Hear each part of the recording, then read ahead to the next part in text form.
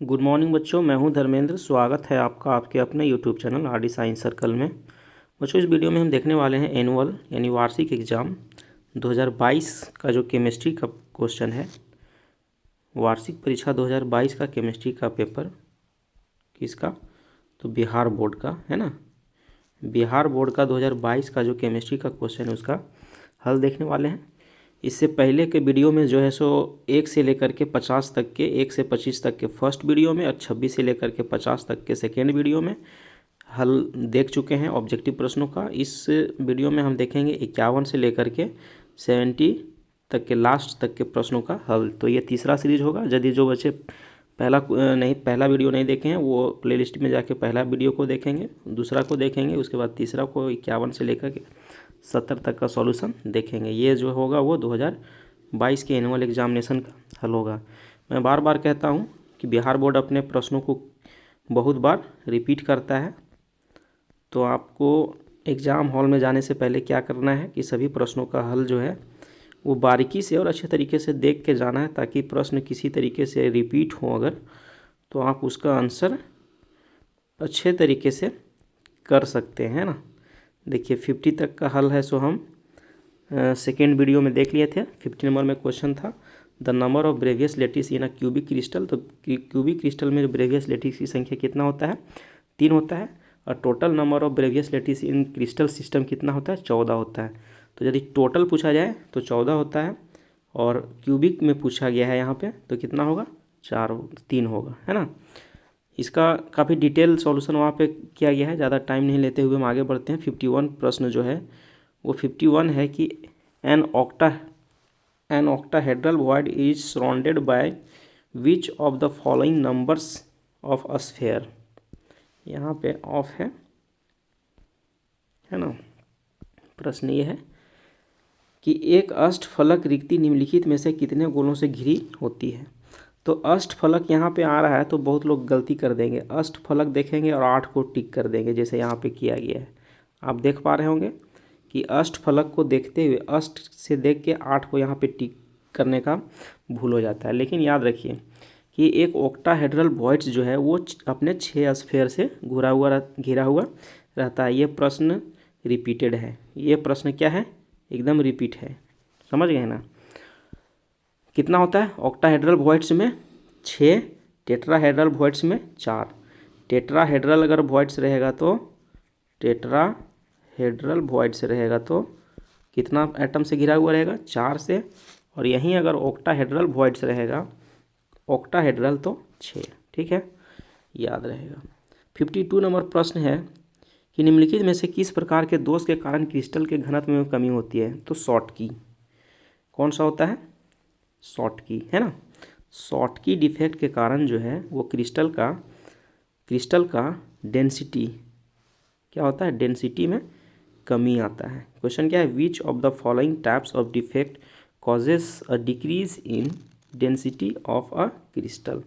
तो जब Schottky defect होता है यानी कि equal number of positive ions और नेगेटिव आयंस किसी क्रिस्टल से क्या कर जाए? स्केप कर जाए, निकल जाए, तब शॉटकी डिफेक्ट होता है। और इस शॉटकी डिफेक्ट में क्या होता है? क्रिस्टल का डेंसिटी डिक्रीज कर जाता है। याद रहेगा, शॉटकी डिफेक्ट। 53 है निम्नलिखित में से कौन फेरोचुंबकीय पदार्थ है। देखिए, विच of the following is a ferromagnetic substance. NaCl ferromagnetic है, Fe3O4 है, N2 है या O2। तो आंसर क्या होगा?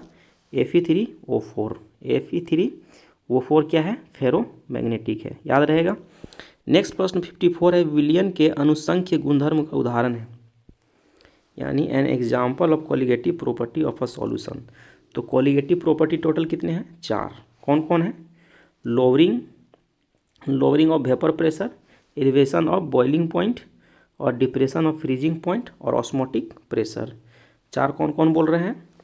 एक तो हो गया कि लोअरिंग ऑफ वेपर प्रेशर, है ना, वेपर प्रेशर में कमी, elevation of boiling point BP, है ना, और एक हो गया depression of freezing point FP, और एक चौथा हो गया ऑस्मोटिक प्रेशर। तो देख लीजिए, ऑप्शन में मिलाइए। एलिवेशन ऑफ बॉइलिंग पॉइंट, यही मिल रहा है, सी नंबर है ना।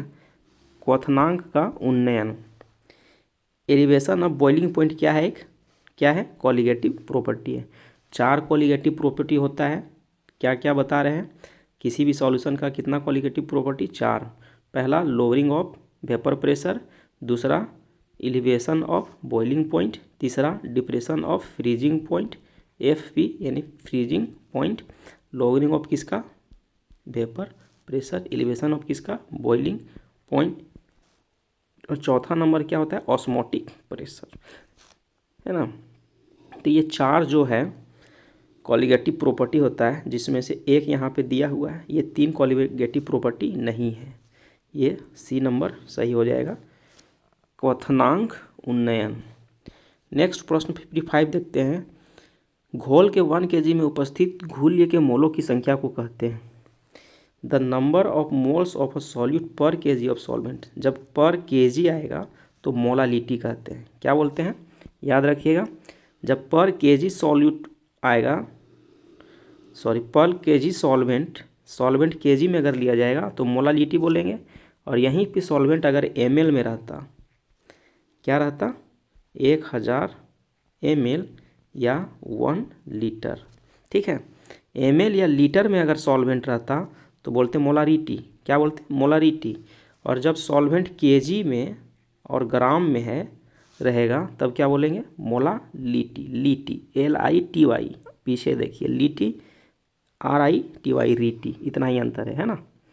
मोललता बोलते हैं और मोलरता बोलते हैं, हिंदी में मोललता मोलरता, kg में मोललता, और जब लीटर और ml में रहेगा तो मोलरता, ठीक है। 56 प्रश्न को देखते हैं। वैसा घोल जो एक निश्चित ताप पर संयोजन में बिना किसी प्रकार के परिवर्तन के उबलता है उसे कहते हैं। Solution which boil at a constant temperature without any change in composition is called. तो देखिए, एक कांस्टेंट टेम्परेचर में जो सॉल्यूशन बॉयल करता है और उसके कंपोजिशन में जब कुछ भी चेंज नहीं हो तो उसको एजियोट्रॉपिक मिक्सचर कहते हैं, और उस टेम्परेचर को एजियोट्रॉपिक टेम्परेचर कहते हैं। जिस टेम्परेचर पे वो बॉयल करेगा कंपोजिशन में बिना किसी बदलाव के, तो उस सॉल्यूशन को, तो उस मिक्सचर को बोलेंगे एजियोट्रॉपिक मिक्सचर, और जिस टेम्परेचर पे बॉयल करेगा उस टेम्परेचर को क्या बोलेंगे, एजियोट्रॉपिक टेम्परेचर, है ना। तो उत्तर क्या हो जाएगा, एजियोट्रॉपिक मिक्सचर। 57 है वह अभिकर्म जिसका उपयोग ब्यूटेन 1-ओल, ब्यूटेन 1-ओल कहने का मतलब है कि CH3 CH2 CH2 CH2 OH, ये ब्यूटेन 1-ओल हो गया।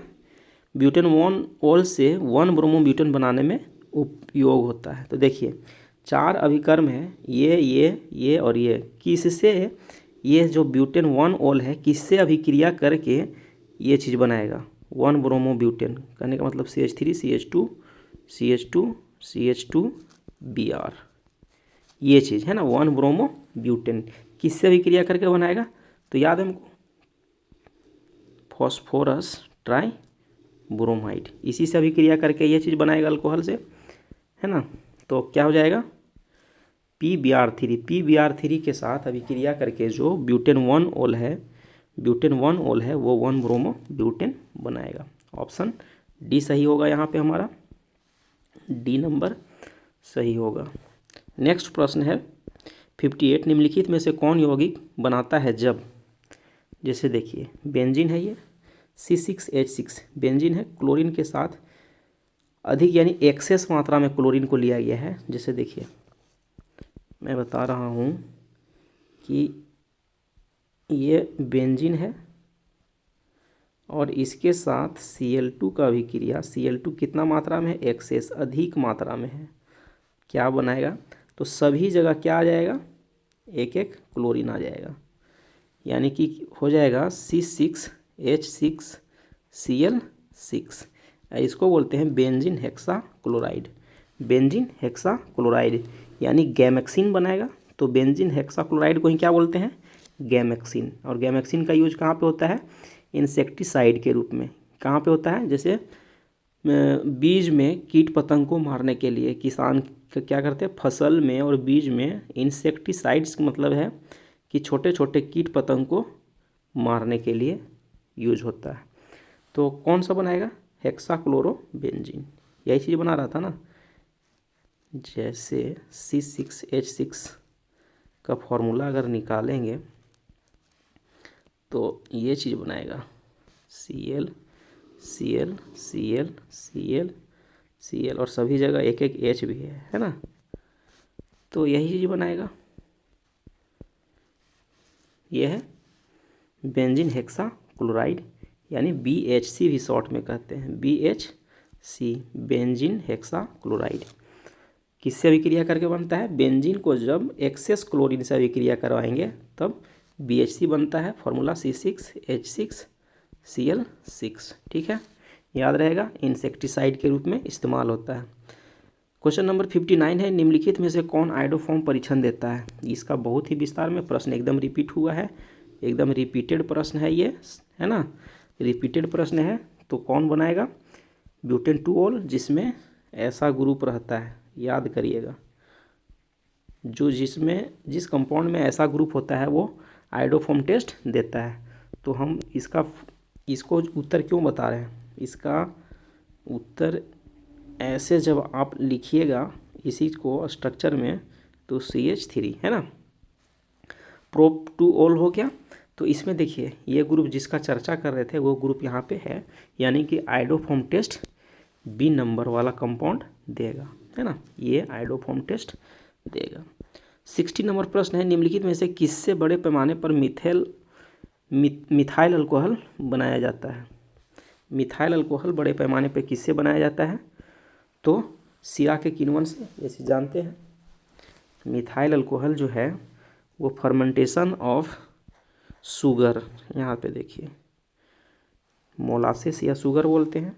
From which of the following is methyl alcohol prepare in large scale, तो क्या कहाँ से होगा, from fermentation of molasses, molasses के यानी शुगर या मोलासेस जो है उसका फर्मेंटेशन किण्वन से जो है सो मिथाइल अल्कोहल अधिक मात्रा में बनाया जाता है। ठीक है, तो ये हो जाएगा option b, fermentation of molasses. 61 है, निम्नलिखित में से कौन सा क्रियाशील मूलक एल्कोहल में उपस्थित रहता है। तो अल्कोहल का फंक्शनल ग्रुप OH, ये कीटोन का फंक्शनल ग्रुप है, ये अल्डिहाइड है, ये अमीन है ना, अमीन है, अल्डिहाइड है, ये कीटोन है, अल्कोहल हमसे पूछा गया है अल्कोहल का, तो OH, ए नंबर टिक करेंगे। 62 है, निम्नलिखित में से कौन सर्वाधिक अम्लीय है। तो देखिए सर्वाधिक अम्लीय कौन, फिनॉल, बेंजाइल अल्कोहल, मेटाक्लोरोफिनॉल और साइक्लोहेक्सेनॉल।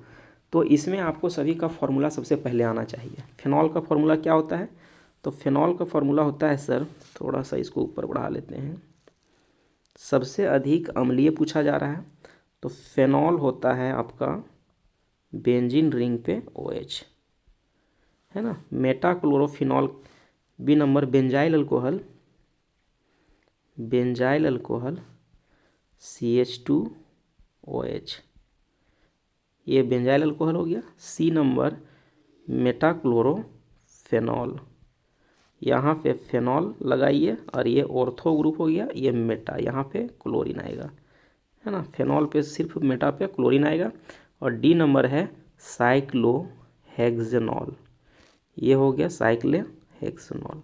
तो एक चीज़ ध्यान दीजिए, जिसमें जो है H+ डोनेट करने के बाद, H+ देने के बाद क्या बनाएगा, तो इसका कंजुगेट बेस बनाएगा। जैसे देखिए यहाँ से H यहाँ दिख रहा है, H यहाँ दिख रहा है, H यहाँ दिख रहा है और H यहाँ दिख रहा है। एसिड क्या होता है, H+ डोनर होता है। तो H+ देने के बाद, H+ देने के बाद यहाँ पे क्या बचेगा, यहाँ पे H निकल जाएगा, यहाँ से H निकल जाएगा और यहाँ से भी H निकल जाएगा, यहाँ से भी H निकल जाएगा। तो देखिए जब H+ निकलेगा तो यहाँ पे O- बचेगा, यहाँ भी O- बचेगा, यहाँ भी O- बचेगा और यहाँ भी O- बचेगा। तो ये तो एसिड निकल गया, इसको कंजुगेट एसिड बोलेंगे, H+ निकल गया सभी जगह से, और जो बचा उसको बोलेंगे कंजुगेट बेस। इसी एसिड का कंजुगेट बेस है जो ये सभी 4 बच गया है। तो जिसमें कंजुगेट बेस सबसे ज़्यादा स्टेबल होगा, स्टेबल मतलब अस्थाई होगा, जैसे H+ के जाने के बाद भी जो बहुत आराम से रहना पसंद करेगा, H+ के जाने के बाद भी जो बहुत आराम से रहना पसंद करेगा, वो क्या होगा, ज़्यादा स्ट्रॉन्ग एसिड होगा। बात समझ रहे हैं क्या बोल रहे हैं? H+ के जाने के बाद भी जो बहुत आराम से रहना पसंद करेगा वो ज़्यादा स्ट्रॉन्ग एसिड होगा। तो देखिए ये नेगेटिव जो है, ये नेगेटिव रेजोनेंस करके रिंग में आता है, यानी कि ये नेगेटिव एक जगह नहीं रहता है, रिंग में आ जाता है। तो ये थोड़ा स्टेबल होगा, इसमें तो स्टेबिलिटी बहुत कम होगा, काहे कि ये यहाँ आएगा और ये रेजोनेंस में जा ही नहीं पाएगा। इसमें क्या है कि रेजोनेंस भी है, इसमें सिर्फ कौन सा काम कर रहा है, +R इफेक्ट यानी रेजोनेंस इफेक्ट। इसमें देखिए कि +R इफेक्ट भी काम कर रहा है, ये माइनस रिंग में जा रहा है, प्लस में क्लोरीन जो यहाँ पे है वो -I इफेक्ट भी शो कर रहा है। तो -I इफेक्ट और +R इफेक्ट दोनों शो करने के कारण जो ये माइनस है वो क्या है, ज़्यादा स्टेबल है इसमें, और इसमें ये कहीं भी नहीं जा रहा है। रेजोनेंस कहाँ होता है, अल्टरनेट डबल सिंगल में ना, डबल सिंगल में ही होता है। तो माइनस और यहाँ सिंगल है, फिर इधर ये तो रिंग में सिंगल डबल है, सिंगल डबल है। नहीं समझ रहे हैं, फिर से हम बता रहे हैं इस बात को। इसका उत्तर जो होगा कि सबसे ज़्यादा एसिडिक है वो मेटाक्लोरोफेनॉल होता है। कौन, फेनॉल से ज़्यादा एसिडिक मेटाक्लोरोफेनॉल क्यों होगा, ये चीज़ जब हम बता रहे हैं तो फेनॉल को देखिए, उत्तर तो यही दोनों में से किसी का होना है। ये दोनों तो उतना एसिडिक होगा नहीं, क्योंकि रेजोनेंस उस ये दोनों में है ही नहीं। ये दोनों में रेजोनेंस है, सॉरी, एक सिंगल डबल OH और मेटा पे क्लोरीन। देखिए H+ डोनेट करने के बाद ये H जब निकल जाएगा, ये H जब निकल जाएगा तो यहाँ पे क्या बचेगा बाबू लोग, माइनस, और यहाँ पे माइनस। ये माइनस रिंग में जाएगा जब ये यहाँ आ जाएगा और ये इधर आ जाएगा, तो एक बार यहाँ माइनस आएगा, फिर ये माइनस यहाँ टूटेगा और ये माइनस यहाँ आ जाएगा, फिर ये माइनस यहाँ टूटेगा तो ये माइनस यहाँ आ जाएगा, और ये माइनस यहाँ टूटेगा तो फिर यहाँ वाला डबल बॉन्ड फिर से यहीं आ जाएगा। मतलब ये माइनस जो है 5 रेजोनेटिंग स्ट्रक्चर में टूटेगा। तो कहने का मतलब ये है कि जो फेनॉल है उसमें कौन इफेक्ट काम कर रहा है, +R इफेक्ट। जो ये माइनस है वो रिंग की तरफ आ रहा है, मतलब स्टेबल है। इसमें क्या है कि ये भी माइनस रिंग की तरफ सेम आएगा, यानी इसमें भी +R इफेक्ट हो गया।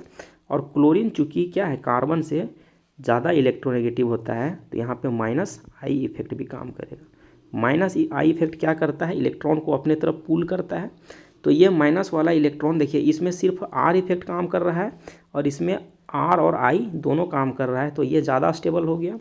तो जो ज़्यादा स्टेबल होगा उसका एसिड ग्रुप क्या होगा, ज़्यादा स्ट्रॉन्ग एसिड होगा। ये दोनों बाकी जो दो था इसमें क्या था, बेंजाइल और क्लोरोहेक्सिनॉल जो था इसमें रेजोनेंस था ही नहीं। इसमें देखिए ये जो है वो बेंजाइल अल्कोहल है, CH2OH। जब यहाँ से H निकल जाएगा तो ये माइनस जो बचेगा O पे, ये रेजोनेंस करेगा ही नहीं। ये यहाँ आया था, यहाँ डबल बॉन्ड यदि रहता तब रेजोनेंस होता, लेकिन यहाँ तो डबल बॉन्ड नहीं है तो रेजोनेंस नहीं हुआ। उसी तरीके से साइक्लोहेक्सोनॉल में भी रेजोनेंस, कोई रेजोनेंस नहीं है, ये साइक्लोहेक्सोनॉल है, ठीक है। तो इसमें भी कोई रेजोनेंस नहीं है, इसमें भी कोई रेजोनेंस नहीं है। तो कंपटीशन दो ही में था, किसमें किसमें, फेनॉल में और मेटाक्लोरोफेनॉल, ठीक है, मेटाक्लोरोफेनॉल और फेनॉल में। तो ये इसमें ज़्यादा एसिड कौन हो गया, मेटाक्लोरोफेनॉल। उम्मीद है आप समझ गए होंगे। इसमें सिर्फ +R इफेक्ट है, इसमें +R और -I इफेक्ट दोनों हैं। 63 है, प्राइमरी अल्कोहल का उत्प्रेरक निर्जलन से मिलता है, निर्जलीकरण से मिलता है। Catalytic dehydration of primary alcohol gives. तो प्राइमरी अल्कोहल का कैटालिटिक डिहाइड्रेशन करने से अल्डिहाइड देता है। जैसे प्राइमरी अल्कोहल कहने का मतलब है CH3CH2OH, ये एक प्राइमरी अल्कोहल है। कैटालिटिक डिहाइड्रेशन करने के बाद जो है सो ये क्या देता है, अल्डिहाइड, CHO ग्रुप में कन्वर्ट हो जाता है ये चीज़। तो उत्तर क्या होगा, अल्डिहाइड देता है। जो है हिंदी वाला प्रश्न को देखिए, अगर दिक्कत हो रहा है तो कि प्राइमरी अल्कोहल का उत्प्रेरक निर्जलीकरण कैटालिटिक डिहाइड्रेशन करने से क्या देता है, अल्डिहाइड। 64 प्रश्न है, रासायनिक अभिक्रिया 2O3 जैसे ओजोन है 2 मोल देता है 3 मोल ऑक्सीजन, निम्न प्रकार से होती है। तो अभिक्रिया कैसे हो रहा है कि O3 पहले O2 और O में टूट रहा है, ये फास्ट प्रोसेस है, और फिर ये जो है O फिर से एक दूसरा ओजोन के साथ मिलके 2 मोल O2 दे रहा है। तो टोटल मिला के O2 कितना मोल हो गया, 3 मोल हो गया। कहाँ कहाँ से, ये और ये कैंसिल हो जाएगा, तो O3 और O3 2 O3 हो जाएगा, और इधर O2 और एक O2 और 2 O2। समझ रहे हैं क्या बोल रहे हैं, ये जो है कैंसिल हो जाएगा, और एक O3 2 O3 हो जाएगा, और 1 और 2 मिला के 3 O3 हो जाएगा, O2 हो जाएगा, है ना। तो 2 मोल ओजोन जो है, सोचिए कि 2 मोल ओजोन 3 मोल ऑक्सीजन उत्पादित करता है। इसीलिए ओजोन का उपयोग जो है वो एसी वगैरह में किया जाता है। अंडरग्राउंड रेलवे स्टेशन हो गया, कसाई खाना हो गया, मंदिर वगैरह जहाँ पे अधिक भीड़ होता है और ऑक्सीजन की ज़्यादा डिमांड होती है, वहाँ पे जो है एसी में ओजोन का इस्तेमाल किया जाता है। क्यों, क्योंकि देखिए ना, एक ही समय में 2 मोल ओजोन जो है वो 3 मोल ऑक्सीजन सप्लाई करता है, यानी कम समय में ज़्यादा ऑक्सीजन सप्लाई कर सकते हैं, किससे, ओजोन से। तो इसमें अभिक्रिया जो हो रहा है, ऊपर वाला अभिक्रिया जो हो रहा है वो 2 स्टेप में हो रहा है, एक फास्ट स्टेप है, एक स्लो है। तो बताता है, पूछा जा रहा है कि तो इस अभिक्रिया का वेग समीकरण होगा। ध्यान रखिएगा, जो है रेट कांस्टेंट निकालते हैं किसी भी अभिक्रिया का, रेट कांस्टेंट या रेट एक्सप्रेशन निकालते हैं, वो कौन स्टेप्स डिफाइन करता है, स्लो स्टेप। बार बार कहता हूँ, जैसे एक ट्रेन है एकदम चल रहा है ये 1500 किलोमीटर पर घंटा के स्पीड से, तो डब्बा गिन पाइएगा, नहीं गिन पाइएगा। क्यों, क्योंकि बहुत फास्ट था सर, इसीलिए हम डब्बा को गिन नहीं पाए, रेट को नहीं गिन पाए। लेकिन एक ट्रेन है जो चलेगा 10 किलोमीटर प्रति घंटा, एकदम धीरे धीरे चल रहा है, तो सभी डब्बा को गिन लेंगे। मतलब रेट को हम उसका क्या कर सकते हैं, जिसमें गति धीरे रहेगा, स्लो रहेगा, उसी से रेट हम निकाल सकते हैं। तो इसके अनुसार से जब रेट निकालेंगे तो रेट क्या होगा, रेट होगा कंसंट्रेशन ऑफ किसके, रेट कांस्टेंट लगा के कंसंट्रेशन ऑफ रिएक्टेंट के O3 और O, है ना। तो O3 यहाँ पे 2 मोल है, तो O3 का स्क्वायर हो जाएगा, और यहाँ पे O2 का इन्वर्स होगा या O होगा, O को ही क्या कर सकते हैं, O2 का इन्वर्स कर सकते हैं। बात समझ रहे हैं क्या हम कह रहे हैं। जैसे रेट जो होगा वो रेट कांस्टेंट, और 2 मोल O3 है, तो O3 का स्क्वायर जाएगा, अभिक्रिया से हम बताएंगे आगे, और O2 का इन्वर्स होगा, क्या होगा, O2 का इन्वर्स होगा। जैसे यहाँ देखिए 2 मोल O3 है ना, 2 मोल है इधर, तो स्क्वायर जाएगा। इसी चीज़ को इन्वर्स में जब करेंगे तो उत्तर ये होगा, या नहीं तो रेट इज इक्वल टू ऐसे भी हो सकता था कि O3 का होल स्क्वायर और O, ऐसा भी हो सकता था, है ना। लेकिन यहाँ पे क्या कर दिया है, O2 का इन्वर्स होगा, ठीक है, एक ही ऑक्सीजन होगा। तो हमारा उत्तर जो है वो बी नंबर होगा, कि इस अभिक्रिया के लिए रेट एक्सप्रेशन कहाँ से डिफाइन होगा, तो सर स्लो स्टेप से होगा। और स्लो स्टेप से जब लिखेंगे तो रेट बराबर रेट कांस्टेंट, पहले O3 का कंसंट्रेशन का होल स्क्वायर 2 मोल है, और फिर O, या नहीं तो O2 का इन्वर्स, ठीक है, क्लियर है, बी नंबर ऑप्शन सही होगा। नेक्स्ट प्रश्न 65, अधिकांश अभिक्रियाओं के लिए ताप गुणांक का मान निम्नलिखित में से किसके बीच रहता है, तो 2 से 3 के बीच रहता है, 2 से 3, ये नंबर सही होगा। अधिकांश अभिक्रियाओं के लिए ताप गुणांक का जो मान होता है वो 2 से 3 के बीच में लाइज करता है। जैसे देखिए, the temperature coefficient of most of the reaction lies between which of the following, तो 2 से 3 के बीच में, 2 से 3 के बीच में। 66 है, निम्नलिखित में से कौन लायोफिलिक कोलाइड नहीं है, लायोफिलिक कोलाइड नहीं है। तो लायोफिलिक कोलाइड का उदाहरण हमारा ब्लड होता है, दूध होता है, गम होता है ना, दूध भी लायोफिलिक है, गोंद भी लायोफिलिक है, खून भी लायोफिलिक है, जो कुहासा जिसको फॉग कहते हैं ये लायोफिलिक नहीं है। कुहासा में क्या होता है कि एयर में सॉलिड पार्टिकल और लिक्विड पार्टिकल डिप रहते हैं, है ना, फॉग कहते हैं। एयर में लिक्विड रहता है, जैसे अभी कोहरा है ना, कुहासा, तो कुहासा एक लायोफिलिक नहीं है। बाकी ये 3 लायोफिलिक का उदाहरण है। नहीं पूछा गया है तो हमारा आंसर सी नंबर सही होगा। कि क्या सही होगा कि जो कोहरा है वो एक लायोफिलिक नहीं है ना। लायोफिलिक मतलब क्या? लायोफिलिक मतलब क्या, ये चीज़ बताया गया है कि जो डिस्पर्स फेज है, डिस्पर्सन मीडियम है, उसमें एक निश्चित क्या हुआ अट्रैक्शन जब रहता है तब उसको हम लोग क्या बोलते हैं, लायोफिलिक कोलाइड्स कहते हैं। 67 नंबर है, कोलाइडी कणों का आकार निम्नलिखित में से किसके बीच होता है? तो ये है कि the size of colloidal particle is in between of which of the following. तो जो कोलाइडल पार्टिकल का साइज होता है वो 10⁻⁻5 से 10⁻⁻7 सेंटीमीटर के बीच का होता है। कितना होता है याद रखिएगा, 10⁻⁻5 से 10⁻⁻7 सेंटीमीटर के बीच में कोलाइडल में कणों का संख्या का साइज होता है। जो कोलाइडल में, जैसे हम कह रहे हैं कि धूम कोहरा को एक कोलाइडल सॉल्यूशन बोला जाता है, यानी कुहासा को कोलाइडल बोला जाता है, तो उसमें जो जल के कण होंगे उसका जो साइज होगा वो कितना से कितना के बीच में रहा होगा, 10⁻⁻5 से लेकर के 10⁻⁻7 सेंटीमीटर के बीच में इसका साइज रहा होगा, है ना, तभी उसको कोलाइडल बोलेंगे। 68 है, स्टार्च के जल अपघटन में निम्नलिखित में से किस एंजाइम का उपयोग होता है? तो एमाइलेज जो है ना, इंग्लिश वाला प्रश्न में जाते हैं, विच of the following enzyme is used in the hydrolysis of starch, है ना। तो स्टार्च के हाइड्रोलिसिस में एमाइलेज का इस्तेमाल होता है। किसका? एमाइलेज है ना, एमाइलेज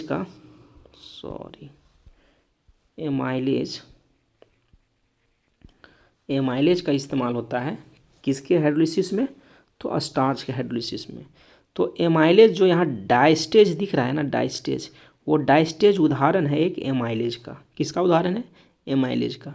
तो स्टार्च का हाइड्रोलिसिस में कौन यूज होगा? डाइस्टेज। चूँकि यहाँ डायरेक्ट ऑप्शन में एमाइलेज नहीं है, एमाइलेज कहीं है नहीं है, माल्टोज है, जाइमेज है, इन्वर्टेज है, यहाँ पे डाइस्टेज है, और ये डाइस्टेज ही एक प्रकार का क्या है, एमाइलेज है। तो स्टार्च के हाइड्रोलिसिस में कौन यूज होगा? डाइस्टेज, याद रखिएगा। उसके बाद 69 प्रश्न है, रासायनिक अधिशोषण की दर, यानी द रेट ऑफ केमिजॉर्प्शन। एक फिजियोजॉर्प्शन होता है, फिजिकल एडजॉर्प्शन, है ना, और एक होता है केमिजॉर्प्शन जिसमें केमिकल बॉन्ड फॉर्मेशन के थ्रू एडजॉर्प्शन होता है। तो रासायनिक अधिशोषण जो है, केमिजॉर्प्शन है, वो क्या करता है? दाब बढ़ाने से घटता है या दाब पर निर्भर नहीं करता है? एक वायुमंडलीय दाब पर अधिकतम होती है या दाब बढ़ाने से बढ़ता है? तो याद रखिएगा, जो रासायनिक अधिशोषण है या केमिजॉर्प्शन जिसको कहते हैं, वो दाब बढ़ाने से, शुरुआत में दाब बढ़ाएंगे तो केमिजॉर्प्शन भी क्या करेगा? इंक्रीज करेगा। लेकिन जब दाब रेगुलर बढ़ाते रहेंगे तो केमिजॉर्प्शन जो है वो क्या करता है? डिक्रीज करता है। क्या करता है? डिक्रीज करता है। तो उत्तर तो हमारा यहाँ पे डी हो जाएगा, क्योंकि ये नहीं बोला जा रहा है कि क्या होता है, इनिशियली क्या होता है, इंक्रीज ही करता है। प्रेशर बढ़ाने से, प्रेशर को जब रेज करेंगे तो केमिजॉर्प्शन जो है वो भी क्या होगा? रेज होगा। जब प्रेशर को लगातार बढ़ाते रहेंगे तो केमिजॉर्प्शन क्या होता है? एक समय के बाद डिक्रीज होने लगता है। लेकिन इनिशियली चूँकि इंक्रीज करता है तो हम क्या आंसर टिक करेंगे? दाब बढ़ाने से केमिजॉर्प्शन बढ़ता है। 70 और लास्ट प्रश्न है कि पृथ्वी की परत पर सबसे अधिक मात्रा में पाया जाने वाला धातु पूछा गया है। धातु तो एल्युमिनियम। कौन होगा? एल्युमिनियम मेटल जो है वो पृथ्वी में सबसे अधिक मात्रा में पाया जाता है। The most abundant metal in earth crust. Earth crust में जब भी पूछा जाएगा तो एल्युमिनियम। कमेंट में आप बताइए, क्या बताइए कि एटमॉस्फेयर में कौन सा गैस सबसे ज़्यादा पाया जाता है? एटमॉस्फेयर में कौन सा गैस सबसे ज़्यादा पाया जाता है, या फिर एटमॉस्फेयर में कार्बन डाइऑक्साइड कितना प्रतिशत में पाया जाता है, ये भी बताइए। इस क्लास के बाद ये थोड़ा सा ध्यान से सुनिएगा, ये हम 2022 के प्रश्नों का हल आज अंतिम रूप से 70 प्रश्नों का हल करा दिए थे। उधर जो है सो न्यू ईयर के चक्कर में हम कोई वीडियो अपलोड नहीं कर पा रहे थे। यदि हम आपसे कहे भी थे ये बात कि न्यू ईयर में IUPAC नोमेनक्लेचर का वीडियो करवा दिया जाएगा, जो डायरेक्ट आपका 5 नंबर का प्रश्न एग्ज़ाम में आता है। तो यदि आप IUPAC नोमेनक्लेचर का क्लास देखने के लिए इच्छुक हैं तो कमेंट में बताइए, कमेंट में ज़रूर लिखिए ये बात कि हाँ ये चीज़ होना चाहिए, है ना, IUPAC नोमेनक्लेचर जो है वो होना चाहिए। तो मैं कोशिश करूँगा कि 4 से 5 वीडियो IUPAC नोमेनक्लेचर का ऐसा होगा मास्टर वीडियो, जिससे आप अपने एग्ज़ाम में 5 में से 5 प्रश्न का सॉल्यूशन बहुत ही आसानी तरीके से करने में सक्षम होंगे। ये मेरा गारंटी होगा। लेकिन बशर्ते क्या है, गारंटी तभी काम करेगा कि जितनी बातें आपको बताई जाएगी ये 4 से 5 वीडियो में, उस सभी बातों को आप अच्छे तरीके से रिवाइज और रिवीजन करते हुए समझ लेंगे, तब का बात है। ठीक है, तो कमेंट में आप बताइए कि IUPAC नोमेनक्लेचर आप अगर चाहते हैं तो रूल्स के साथ, IUPAC नोमेनक्लेचर का रूल्स के साथ जो एकदम VVI है ना, VVI जो एग्जाम्पल्स होंगे वो उनको करवा दिया जाएगा, ताकि आप एग्ज़ाम में अच्छे तरीके से लिख सकें। वीडियो को अंत तक देखने के लिए बहुत बहुत धन्यवाद। यदि वीडियो अच्छा लगता है तो चैनल को सपोर्ट कीजिए, वीडियो को शेयर कीजिए, है ना, और चैनल नहीं सब्सक्राइब किए तो सब्सक्राइब कम से कम कर लीजिए, मोटिवेशन वहीं से प्राप्त होता है। बहुत बहुत धन्यवाद।